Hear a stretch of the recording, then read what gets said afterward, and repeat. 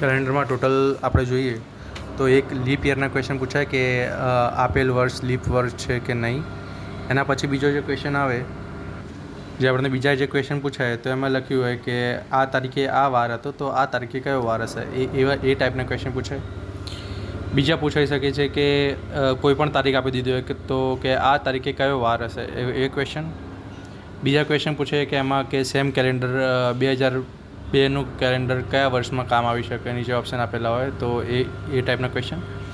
અને બીજા ટ્રીકવાળા ક્વેશ્ચન કે ભાઈ આજે સોમવાર હતો તો પછી આવતીકાલે એના પછીના દિવસે આ પ્રમાણે તો કયો વાર હશે, એ પ્રમાણેના ક્વેશ્ચન, ટ્રીકવાળા ક્વેશ્ચન. આ રીતે ક્વેશ્ચન કેલેન્ડરમાંથી આવી શકે. તો સૌથી પહેલાં સ્ટાર્ટ કરી દઈએ લીપ યરથી. લીપ યર તો જ્યારે આ ક્વેશ્ચનમાં પૂછ્યું કે લીપ વર્ષ આ વર્ષ આપેલ વર્ષ લીપ વર્ષ છે કે નહીં, તો એ ચેક કેવી રીતે કરવું. એમાં બે રીતે ક્વેશ્ચન હોય. હવે ધારો કે આ પ્રમાણે એનું આપ્યું હોય 2000ની સાલ આપી હોય, 3000ની સાલ આપી હોય, જેના પાછળ સેન્ચુરી હોય